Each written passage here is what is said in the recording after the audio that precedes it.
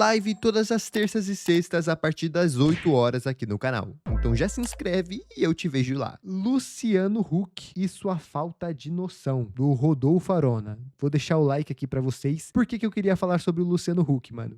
Tá aparecendo muito sobre ele e as suas gafes, tá ligado?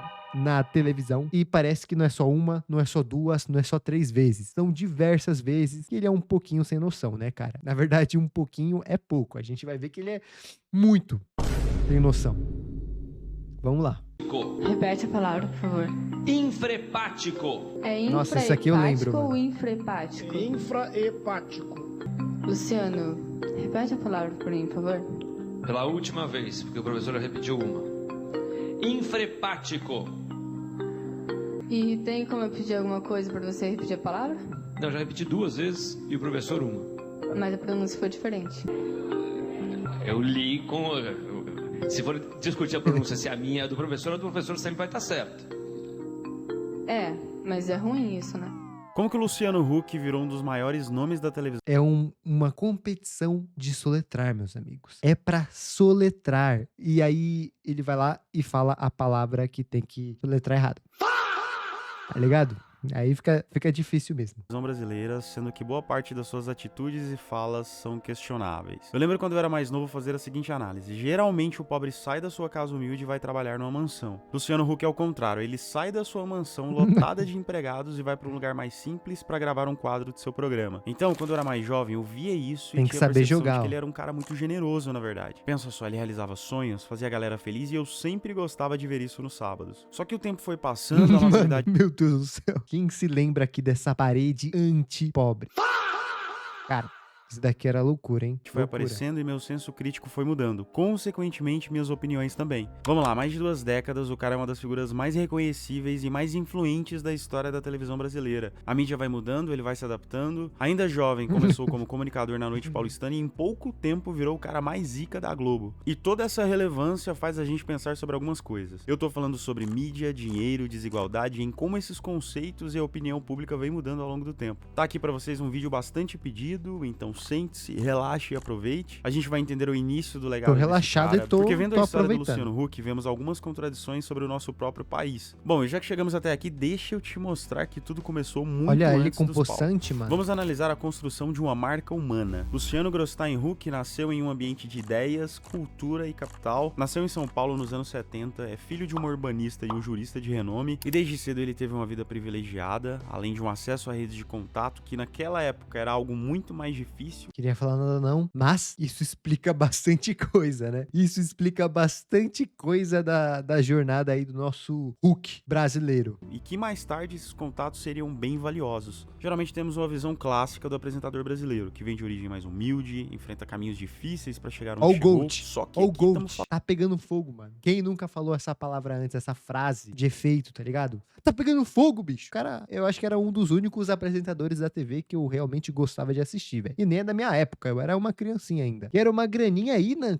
Quando eu era menor, eu declarei ele um alien. Rapaz, se a gente olhar hoje em dia, olhando essa expressão dele, eu consideraria ele hoje um alien. falando de um cara com uma ótima formação desde o início. E pra esse jovem cheio de ambição, isso não era o bastante. E olha que nessa época ele já tinha alcançado o que era tido como padrão de sucesso, mas ele sentia que o seu futuro estava na comunicação. Esse era o seu talento. Deixa eu mingar o Coca-Cola aqui na Jovem Pan 2. Marcelo Batista quase me pega desprevenido aqui, eu nem tava ouvindo. Batista chegou agora. Caramba, isso é antigo, hein? Desde jovem já se envolvia em projetos de rádio, publicidade, estava sempre na Noite Paulistana, abria bares e também participava de algumas campanhas de marketing. Muita coisa mudou no entretenimento brasileiro no final dos anos 80 e no início dos anos 90 mudou ainda mais. A democracia voltava, a economia melhorava, o que abriu espaço para uma nova conexão com o público jovem, um público mais dinâmico, descolado e bem mais conectado com o que acontecia no mundo, e obviamente ele tinha percebido isso. E ele tinha algumas qualidades que iam muito além do carisma. Ele tinha um bom timing, aproveitava as oportunidades e era proativo. Cara, carisma aqui é um negócio que parece que a gente tá falando de outra pessoa, né? Porque, pelo amor de Deus, quando a gente vai ver as gafes que o Luciano Huck acaba soltando, né? As tretas que ele tá envolvido, pelo amor de Deus, é um negócio que você pensa, não, deve ser bait, cara. Não é possível. Não é possível isso. Mas não, é uma frase do nosso querido Luciano Huck. Loucura. Voltando pro que eu tinha falado antes, ele tinha boas conexões. E tava para começar um novo teste e mal sabíamos que isso ia mudar a visão do que é a TV jovem no Brasil, mas antes de ser esse baita artista global, ele já tinha algumas colunas nos jornais, fazia umas participações em rádios e já tava no mercado paulistano, ou seja, ele teve experiência direta com o público e com a sua geração. E essa facilidade em traduzir o que o jovem queria chamou a atenção da Rede Bandeirantes, conhecida como Band hoje em dia, que na segunda metade dos anos 90 já queria mudar os seus formatos. E foi assim que nasceu o programa H. Tudo bem que eu era criança na época, mas eu me considero tão velho que eu realmente lembro desse programa, principalmente por conta de uma específica participante. E olha só, deu certo. O formato era ágil, informal e cheio de cultura pop, música e comportamento. Huck tinha intimidade com a câmera, quebrando todo aquele protocolo de rigidez dos antigos apresentadores de terno e gravata. Ele se vestia igual ao seu público, realmente foi um igual ao seu público e, acima de tudo, transformava essas coisas do cotidiano em um produto bastante lucrativo. Muitos personagens criados no seu programa, um deles, por exemplo, citado anteriormente, viraram fenômenos de imensa discussão nacional, que só prova a habilidade de leitura que o cara tinha na época. E ele se destacando assim, é claro que os chefões do mercado iam perceber algo diferenciado nele. Peraí, se o Luciano Huck não fica só lendo o que tá na tela, ele tem personalidade e se vira nos 30? Consequentemente, ele foi de apresentador promissor pra celebridade nacional em pouquíssimo tempo. A Band era o Cara, eu posso estar brisando um pouco, mas a voz dele é um pouco parecida com a do Luciano, né? Claro que não 100%, mas eu consigo, sei lá, ouvir um rastro da voz dele aqui. Explodiu na sua vida, e o resultado final exigiu um palco maior, uma audiência não só de jovens, mas de todas as pessoas, todas as classes sociais de norte a sul do país. No ano 2000, a Rede Globo faz a escolha que mudaria sua vida de maneira definitiva. Mas eis a questão, como manter a relevância, trocando todo esse dinamismo da juventude por um público mais familiar? A resposta veio por meio da reformulação completa do seu estilo. Estreia o Caldeirão do Huck, que marcou o início de uma nova era na televisão. O desafio era simples, dominar as tardes de sábado, um horário que sempre foi disputado com outras emissoras na audiência. Vai um parêntese aqui, não é minha intenção fazer um canal de memes ou de humor. Na verdade, agora eu tô falando bastante sério. No sábado, o Luciano Huck tinha que competir com Gilberto Barros, que simplesmente trouxe a maior dádiva de todos os sábados da história da televisão brasileira. Cassino! Sábado com Gilberto Barros. Caraca, mano, isso daqui é muito fora da minha época, velho. Aê, Cassinão! Sério mesmo, isso é muito bom. Nos primeiros anos, o programa mantinha boa parte da sua energia nos projetos que já existiam, misturando competições, atrações musicais e humor. Mas conforme o tempo passava, a direção do programa sacou que, para conseguir se conectar com a vasta população brasileira, eles teriam que utilizar de um artifício muito mais sensível, a emoção. Daí surgiu a imagem que temos do Luciano Huck com quadros de transformação e assistência social. Pegaram quadros de outros países e adaptaram para nossa realidade, que deu origem a memes que viraram símbolos da nossa cultura, tais como Lata Velha, o Lar do Oscilar, Quem Quer Ser um Milionário. Desculpa, mas o Lata Velha é um dos piores que ele tinha, beleza? Lata Velha, meu amigo, eu acho que no começo, só no final foi melhorando, né? Começou a fazer uns negócios legais. Mas, pelo amor de Deus, deixa eu ver se eu consigo achar. Tem uns veículos que o cara pegava, né? Um carrinho todo bonitinho, só precisava acertar uma luz ali, acertar um pouquinho do motor e o cara estragava o carro. Ele estragava o carro. Deixa eu ver aqui se eu acho, ó. Piores latas velhas. Eu acho que o cara era um pedreiro, né? O cara transformou o carro dele nessa barbaridade aqui. Tipo assim, rapaziada, máximo respeito, beleza? Máximo respeito. O carro tava todo craquelado, né? Beleza. Só que não dá, né? Não dá. Deixa eu ver o outro. O outro aqui fez o carro do Brian. 30 mil cores diferentes. Isso aqui é da Lata Velha mesmo? Isso aqui eu nunca nem vi. Mas se isso for real, pelo amor de Deus, eu acho que o cara saiu do programa com uma vontade de voar no Luciano. Ele queria voar assim na gola dele, ó, e fazer barbaridades. Pelo amor de Deus, cara. Imagina, você vai lá de bom tom, pede ajuda, né, no Caldeirão do Huck e essas coisas que aparecem. Esse aqui até que tá de boa, né, comparado aos outros. Mas, pelo amor de Deus, que esse negócio horrendo. Sem contar que ele falou, né, da questão da humildade e tudo mais. Rapaziada, é só notar quando os caras é cancelado na internet ou simplesmente tá envolvido com coisa de tigrinho ou pior. Onde que eles fazem pra melhorar, né, a imagem deles? Mano, ligado? Eles vão lá, pega ali um dinheiro e ajuda algum pobre qualquer da rua. É legal, né? Alguém realmente tá sendo ajudado. Mas é só uma cortina de fumaça, meus amigos. Aquilo dali é só pra limpar a imagem dele, falar, olha como eu sou humilde, tô ajudando aqui os pobres, mas nas câmeras ali, se abre os stories do cara, pelo amor de Deus, você consegue ver a savana inteira. Você consegue ver a savana inteira. É o tigrinho, é o passarinho, é o porquinho, é o macaquinho, é tudo. É tudo. Sem contar que isso daqui é o mais normal, né? Tem os golpes também, que a rapaziada faz golpes, né? Divulga golpes e depois faz ali os negócios pra limpar a sua ficha. E ele tinha o domínio da fórmula de contar uma história extremamente emocional. Cada história humana era apresentada com uma introdução cuidadosa que mostrava as lutas diárias, as adversidades e a resiliência de pessoas comuns. Então o ápice do programa, sem a gente perceber, não estava na entrega do bem material em si. O carro reformado, a casa reconstruída, E mas sim sim nas o emocional emoções coletivo, da o choro de pessoa. alívio e aquela sensação de que a justiça havia sido feita pela tela da TV. E por que esse formato funcionou tão bem? O programa supria a necessidade histórica de amparo e reconhecimento da grande mídia de uma população marginalizada, que oferecia algo muito além da melhoria material, mas uma voz, a própria existência. Então o público respondeu com E eu não sei fidelidade. vocês, mas é muito confortante, né? Você ver alguém de baixo, alguém que não tem dinheiro, alguém que não tem muitas oportunidades, receber, né, alguma coisa, alguma casa, uma reforma no seu carro, ou até mesmo uma simples moto para ele trabalhar no iFood, ou coisa do tipo, cara. É muito, muito legal e às vezes a forma como eles se emocionam também nos deixa emocionado. É incrível. Por muitos anos consecutivos. Milhões de brasileiros se conectavam àquelas histórias tristes de superação. Só que, além do sucesso de audiência, aconteceu um debate ético e profundo sobre os limites desse modelo de programa. Para entender isso como um todo, vamos fazer uma pausa nesse tópico e analisar a própria televisão. O debate sociológico e crítico sobre a mídia gira em torno de uma linha complexa. O que separa entre dar visibilidade à foto história estranha. de alguém de simplesmente transformar a dificuldade dessa pessoa em um produto de audiência? Pessoal, a gente precisa entender de uma vez por todas a diferença entre assistencialismo, que é algo paliativo para não deixar as pessoas no fundo do poço, de uma distração às custas da vida de uma pessoa mais sofrida. Esse tipo de programa pode, acredito eu, de maneira colateral, claro, reforçar uma visão assistencialista, da Sem qual muro. a solução dos problemas estruturais como habitação, transporte e educação depende de sorte de ser selecionado pela produção de TV, e não nos direitos fundamentais. Então o merecimento junto ao esforço individual é colocado como primeiro plano, o que pode de maneira errônea simplificar debates mais complexos sobre a desigualdade social. É transformar a pobreza num circo passando na sua TV. E é claro que existem pessoas que pensam um pouco diferente, existem pessoas gratas pela mudança de vida que foi transformada por algum dos quadros do programa, e para essas pessoas esse pensamento é realmente compreensível, porque foi a única oportunidade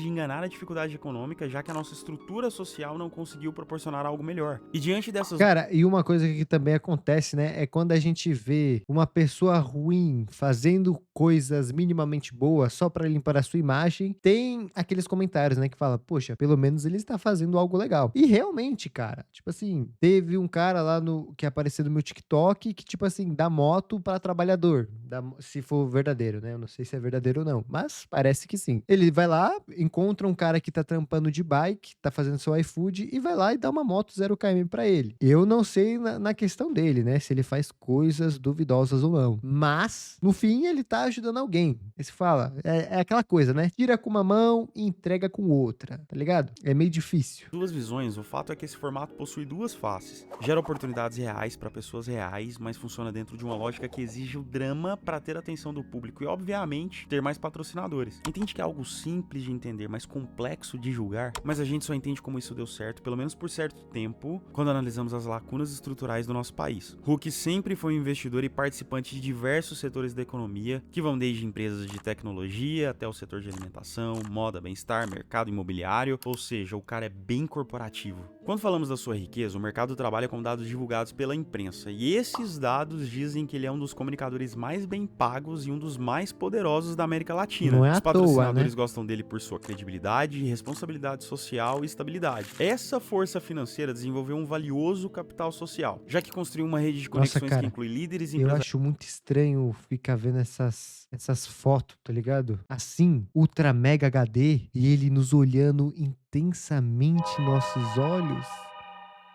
Cara, não importa, ninguém fica legal em uma foto assim. Nenhum famoso, mano. Nenhum famoso. Financeira desenvolveu um valioso capital social, já que construiu uma rede de conexões que inclui líderes empresariais, banqueiros, intelectuais e figuras de peso. Aparece em eventos econômicos mundiais, que demonstra que a sua influência vai muito além dos estúdios de gravação. Essa competência empresarial e o trânsito livre em diferentes setores da sociedade o qualificam como um cara importante na sociedade, mas também levantam discussões sobre suas conexões com as elites tradicionais, e isso gera um paradoxo complicado nas histórias de pobreza que ele mostra toda semana na TV. No início dos anos 2000, duas celebridades se uniram e viraram o casal mais falado do Brasil naquela época: Luciano Huck e Angélica, ambos apresentadores consagrados com carreiras desde a juventude, começaram um relacionamento que rapidamente se transformou em um dos casamentos mais acompanhados pela mídia. A constituição da família, o nascimento de seus 3 filhos, tudo foi acompanhado de perto pelo público por meio de revistas, programas de TV e depois pelas redes sociais. Caramba, mano. Essa família parece muito aquelas que aparecem no comercial de manteiga. Isso nem é ruim,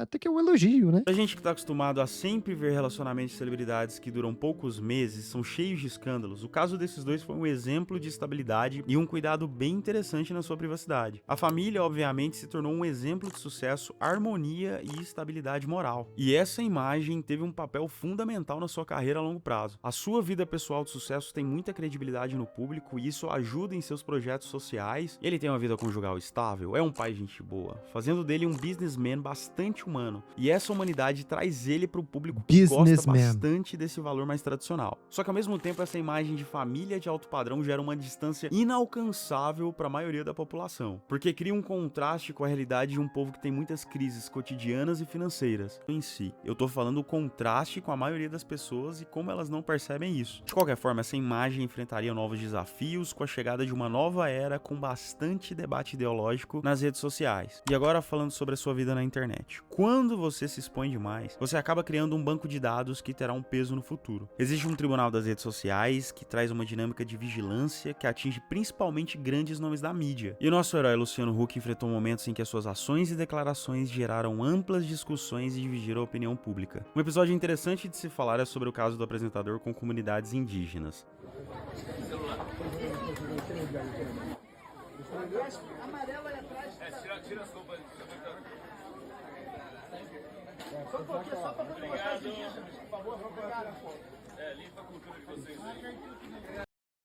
Mano, agora que vai começar as coisas bizarras, né? Eu acho que a gente tá cheio de câmera. Quanto mais celular que vocês aparecem, eu acho que menos é a cultura de vocês. Quanto mais a gente conseguir preservar as nossas cenas sem celular. Quanto mais vocês parecerem que não tem nenhuma ligação, né?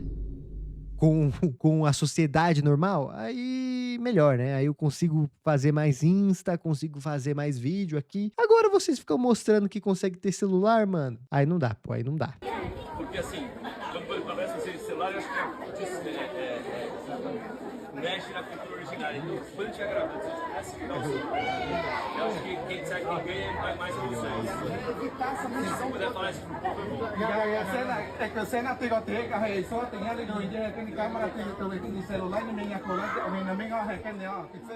Ativistas de direitos humanos disseram que Um indígena essa não pode ter flertava iPhone, com uma mano. visão exótica, Libera os que fazia as cara. culturas brasileiras parte de seu programa apenas para fins de audiência. Aí vem os defensores e dizem que essas visitas têm um papel fundamental porque trazem visibilidade às populações negligenciadas, utilizando todo o alcance da TV. Isso tudo seria aceito até certo ponto, exceto que vaza um vídeo em que o apresentador pede para que os indígenas escondam seus celulares e não usassem roupas comuns na gravação. A questão aqui é, você quer ou não apresentar a realidade dos indígenas? Você quer só sensibilizar o público, igual você sempre fez nos seus programas? Isso pegou muito mal pra ele na época, porque deixou algo que poderia ser até interessante de assistir em uma coisa totalmente artificial, feita para fins lucrativos, cheia de mudanças que não mostrava a realidade do povo indígena, mesmo que fosse com eles possuindo o celular e vestindo roupas que consideramos comuns. Houve uma polêmica recente sobre a sua fala de um programa social, e aqui vão meus 2 centavos. Para um cara bilionário, que ficou famoso principalmente por seu assistencialismo, deixando os participantes em situação vexatória em rede nacional, falar sobre um programa social pode ser algo bastante complicado. Independentemente se você concorda ou não, a discussão aqui não é essa, mas sim de quem está falando, que dessa vez pesa bastante bastante. Minha sincera opinião é que as pessoas não partem do mesmo lugar nessa vida. Algumas têm dificuldades absurdas, e se essas mesmas pessoas superam todas as adversidades, são usadas como exemplo, só que na verdade elas são exceções. A comunicação mudou bastante desde que o Luciano estreou na televisão nos anos 90. Naquela época o senso crítico era diferente, então era muito mais fácil para ele falar qualquer coisa no palco e a gente consumir de forma passiva. Com o crescimento das redes sociais, essa dinâmica muda e o público tem acesso à crítica. O que a gente julga... Cara, com uma frase errada aí já aparece em 30 mil lugares diferentes, cara. E você está ligado, né? Uma vez na internet, sempre na internet. Como interessante e legal há 20 anos, hoje é julgado e criticado com novos valores culturais e também geracionais. A gente confiava e até replicava fielmente o que as celebridades e artistas diziam na TV. Existe uma clara diferença entre gerações e espectadores. O público mais velho, que é mais tradicional, consome TV aberta, mantém essa relação de fidelidade, afeto e admiração pelas figuras públicas da TV. Gerações mais jovens e nativas digitais já são mais desligadas desse poder midiático. Para os mais jovens, essas reportagens emocionantes nada mais são do que uma exploração da fragilidade alheia. Isso tudo faz o Huck mudar constantemente seus formatos. A sua principal prova de sucesso foi ter assumido o horário nobre no domingo, que é conhecido como o ápice do sucesso do apresentador brasileiro, ainda mais na Globo. Eu acho que a gente não deve ser tão simples nas nossas opiniões. Analisando a trajetória do Luciano Huck, eu percebo muito resquício da nossa cultura, do nosso jeito de ser e como isso pode ser utilizado. Se é ético ou não, cabe a cada um julgar. Eu só tô fazendo meu trabalho e trazendo esse vídeo pra vocês para uma discussão. Então é o resumo do resumo da história dele, e eu nem acho que deveríamos transformar em algo binário, sobre ser um herói ou ser um vilão. Deus. Ele construiu sim uma carreira impressionante, influencia muitas pessoas, criou oportunidades reais para algumas famílias e criou alguns debates sobre sociedade, ética, privilégio e desigualdade. Ou seja, uma coisa não anula a outra. Pelo menos enquanto eu tô subindo esse vídeo, ele continua apresentando o Domingão toda semana e vem adaptando algumas fórmulas para manter a atenção da galera. A verdade é que eu nem conheço pessoas que ainda assistem TV aberta, mas eu tenho certeza que deve ter. Meu objetivo com esse vídeo é simplesmente trazer uma reflexão sobre a nossa percepção ao longo do tempo. As coisas que eram absurdas, mas a gente achava que era normal, e como isso pode estar acontecendo hoje, mas ainda nem fazemos ideia. Se você tiver algum exemplo sobre isso, deixe nos comentários. Não esquece de curtir e se inscrever no canal, caso não seja inscrito. Até o próximo vídeo e valeu! Cara, tipo assim, alguém dessa magnitude já é impossível ser cancelada, né? Vamos ser sinceros aqui. Só se o cara cometer algum crime ou coisa do tipo. Mas, mesmo ele tendo vários takes extremamente bizarros, principalmente sobre as pessoas mais humildes, mano, não dá pra negar que ele também ajudou muitas pessoas, né? Querendo ou não, é uma via aí de mão dupla, mas a gente tem que ficar de olho, Pô, com a internet a gente já sabe que, mano, não dá pra ficar idolatrando ninguém, né? Principalmente figuras públicas. Pelo amor de Deus, não faz nenhuma diferença eu, você que tá aí do outro lado, ou um apresentador da TV Globo que tem milhões e milhões de seguidores e dinheirinhos.